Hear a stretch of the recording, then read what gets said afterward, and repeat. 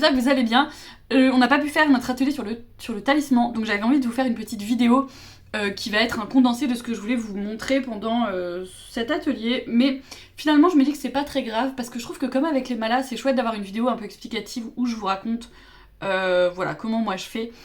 Comme ça, vous pouvez y retourner plus qu'un atelier, ou même si j'enregistre, ça va durer 1h30. Enfin, c'est vrai que je me dis que c'est pas plus mal de faire une petite vidéo. Donc faut savoir que moi j'ai fait des talismans à partir je pense que je l'ai laissé sur mon Patreon, de mon livre quand j'étais petite sur les sciences occultes. Je pense que c'est le livre que j'ai numérisé, où il y a les carrés magiques.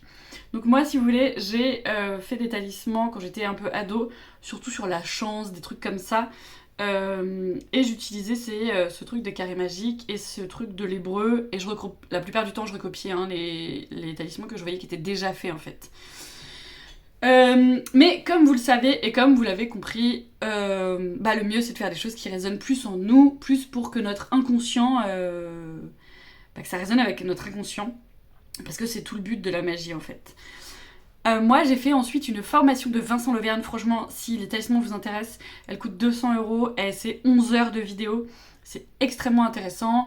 Pareil, je vous avais dit, j'avais fait sa formation sur les rituels. Et je me tâte à faire la formation sur l'astrologie planétaire. J'ai son livre sur l'astrologie planétaire que j'ai pas lu, que j'ai pas commencé, parce qu'en fait c'est difficile, je trouve, l'astrologie, tout ça. J'ai vraiment les bases, mais je peux pas aller plus loin.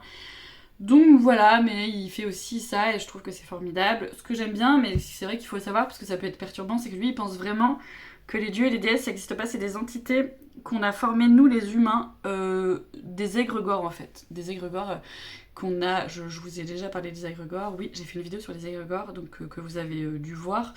Donc voilà, faut pas être formalisé par ce truc. Si vous avez des croyances, si vous croyez aux saints en tant que vraiment être des personnes qui vivaient et qui sont montées, ou en tant que des dieux et des déesses, tout ça. Enfin voilà, chacun a le droit de penser ce qu'il veut, il n'y a pas de vérité, de toute façon, il faut faire les choses qui résonnent le plus en nous. Mais je le trouve très intéressant parce qu'en fait, il a vraiment des sources de magie arabe de base et c'est intéressant. Voilà. Donc, les talismans. Pourquoi j'ai partagé les carrés magiques d'Agrippa? Parce qu'en fait, quand tu fais des sigils ou quand tu fais des talismans, je vous avais parlé des sigils, je pense, dans ma vidéo quand j'ai passé mon permis, mais est-ce que j'ai laissé cette vidéo? Je ne sais pas, mais j'avais fait un petit sachet sorcière, un petit sachet de plantes plus un petit sigil. En fait, ce qui est trop bizarre, c'est que les carrés magiques ont, par exemple, t'as le carré magique de Jupiter, admettons, ou du soleil ou de la lune. Et ben en fait, avec ces carrés magiques, donc c'est le mec, je ne peux pas vous expliquer comment, j'ai cherché, j'ai essayé de comprendre, je ne comprends pas comment il a pu créer ces carrés, parce que c'est des calculs et des trucs et des machins, mais c'est des carrés qui sont vieux comme le monde, et qui ont en fait l'énergie des planètes. Donc si vous voulez travailler avec telle ou telle planète pour leur énergie, par exemple la Lune, si tu veux travailler avec la Lune, c'est plutôt sur travailler sur ton inconscient, sur tes peurs, sur des choses comme ça, la féminité, des trucs comme ça. Mars, ce sera plutôt pour la passion, pour la combativité, pour... voilà, enfin tout ça vous le trouverez facilement sur internet, et puis je pense que je vous l'ai même déjà mis, les énergies des planètes, un peu les mots-clés, mais ça c'est universel. Et ben on peut utiliser des carrés magiques. Et comment on fait? Et ben tout simplement tu peux prendre ce carré magique, rien que ce carré magique en lui-même peut être un talisman d'ailleurs en réalité, puisque tu peux faire un appel à cette planète pour demander, telle planète, comme tu fais un appel à tes guides, telle planète s'il te plaît donne-moi la force de travailler mon intuition. Par exemple, moi ce que j'ai déjà fait, c'est mettre le carré magique de la lune dans mon tarot, dans ma pochette de tarot, en demandant à ce que ce carré magique puisse m'aider à puiser dans mon intuition, à puiser dans l'inconscient et tout ça, dans la magie, le pouvoir de canaliser des choses, le pouvoir d'aider les gens sur leur chemin, des choses comme ça.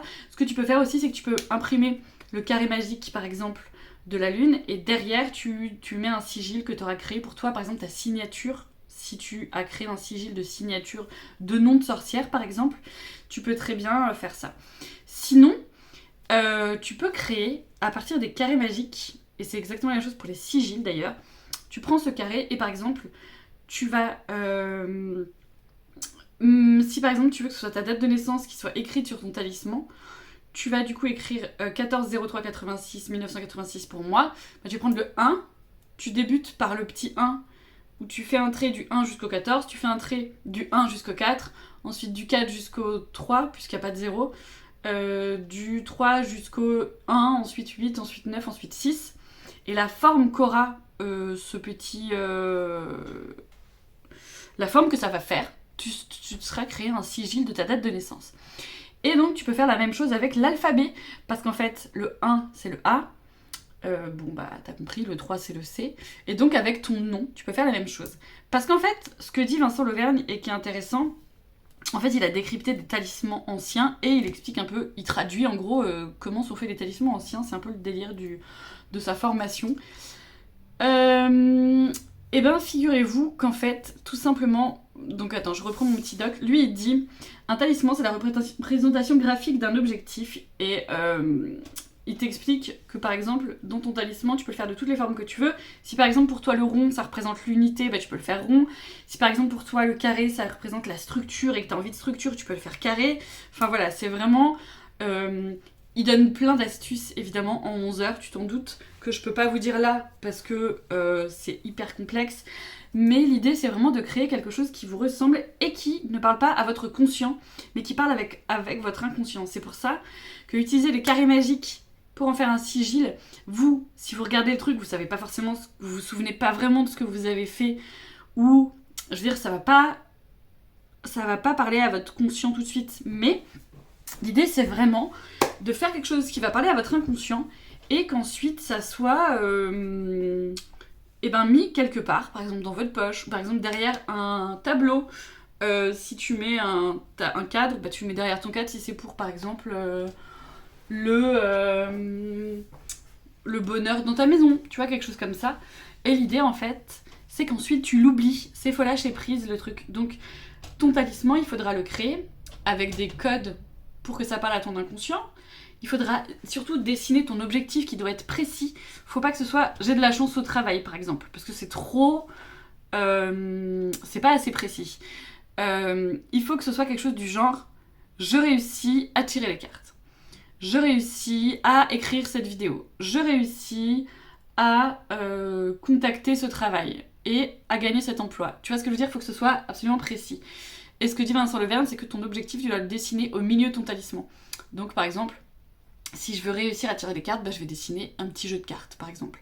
Ou si je veux réussir à maigrir, je vais dessiner, je ne sais pas, un petit bonhomme.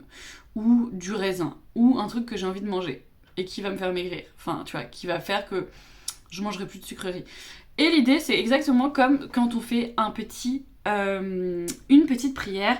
C'est de s'imaginer déjà. Alors déjà, il faut y croire. Parce que lui, quand il parle d'inconscient, il pense vraiment que c'est nous qui parlons à notre inconscient.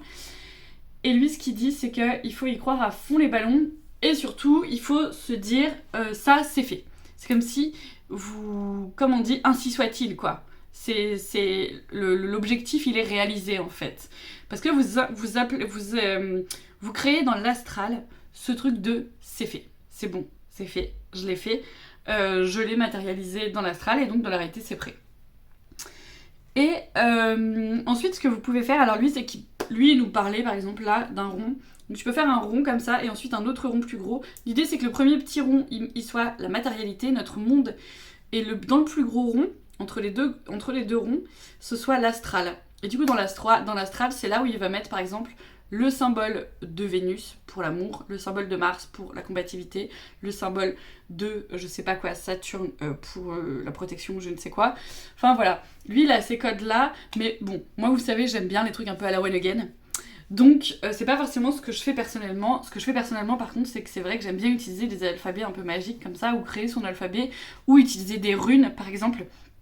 Et également, moi j'adore évidemment utiliser du tarot, utiliser les arcanes du tarot, plus que d'appeler... Alors je prends quand même les carrés magiques des planètes, mais ce que je fais, c'est qu'en fait, je prends une carte de tarot et je vais simplement mettre au milieu du sigil, en plus du dessin de mon objectif et tout ça, pas au milieu, mais je veux dire à droite ou à gauche, nanana, pas le nom de l'arcane, mais le numéro de l'arcane. Et moi, je sais que c'est parce que j'appelle la force de cet archétype-là.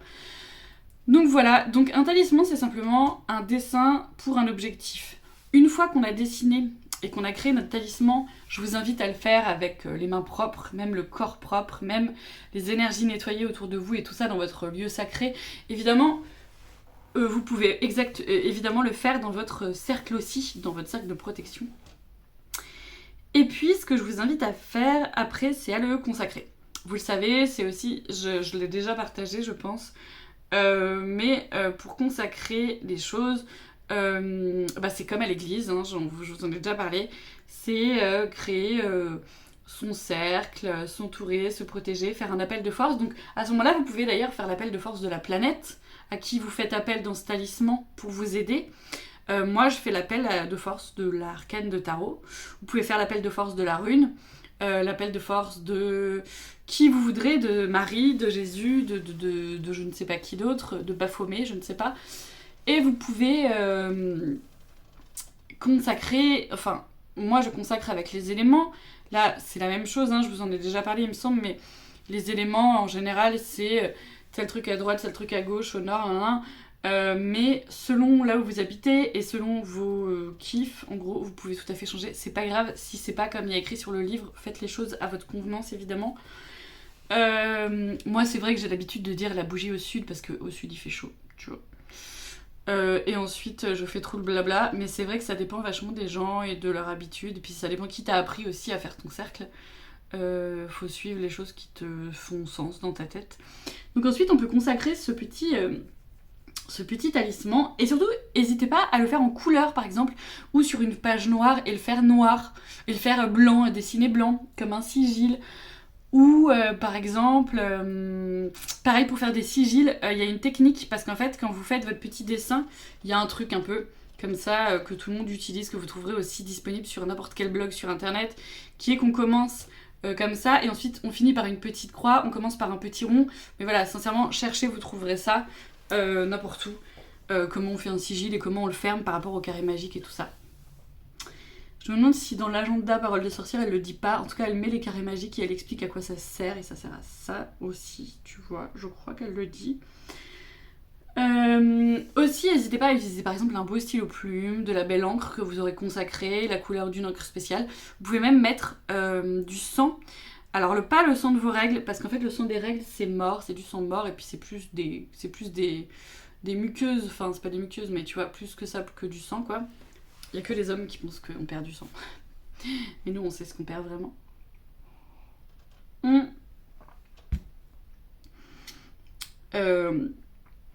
Alors attention, hein, parce qu'avec la magie du sang, faut pas déconner, faut pas, évidemment, hein, vous savez, la règle de ça te revient 3 fois dans la gueule.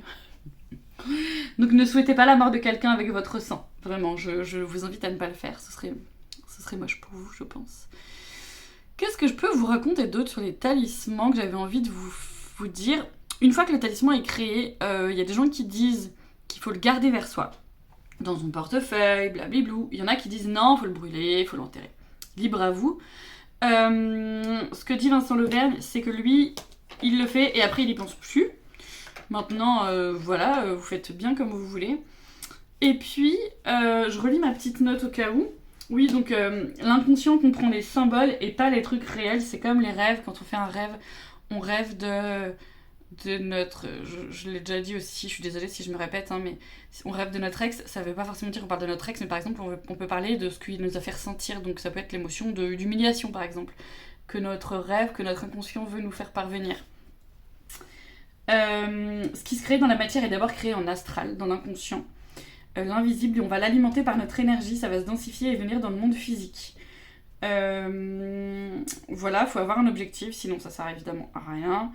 Il y a des symboles un peu basiques qu'on peut utiliser, par exemple le pentagramme, qui représente souvent donc les éléments, mais aussi nous en tant qu'humains. Vous savez, c'est comment il s'appelle, c'est De Vinci qui a fait cet homme au milieu avec un pentagramme.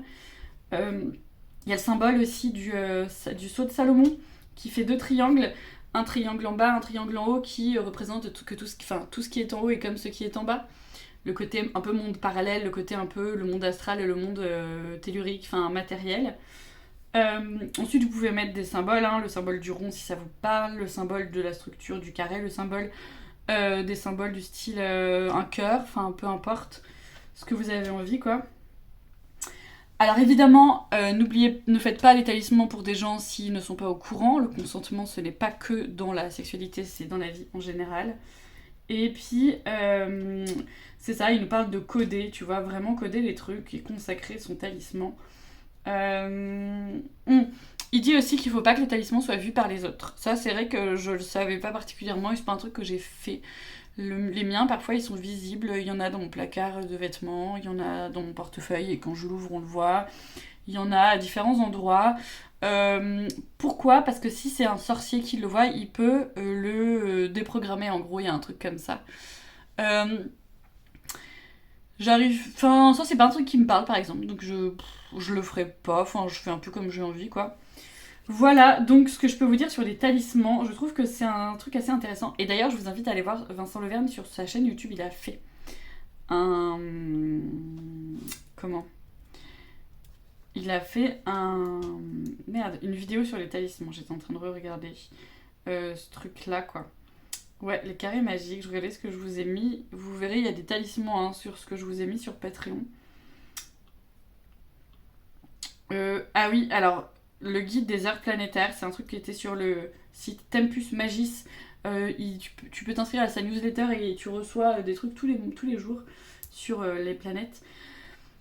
Lui, en fait, il peut t'expliquer des trucs et il faut savoir qu'en fait, ok, le lundi c'est la Lune par exemple, la planète, le mardi c'est Mars, mais chaque heure, il y a les heures, enfin les heures de jour. Par exemple, là je suis en train de voir sur ce PDF des guides des heures planétaires de Tempis, attends, je vous redis juste où le trouver, Tempus Magis, c'est sur le site internet, c'est gratuit.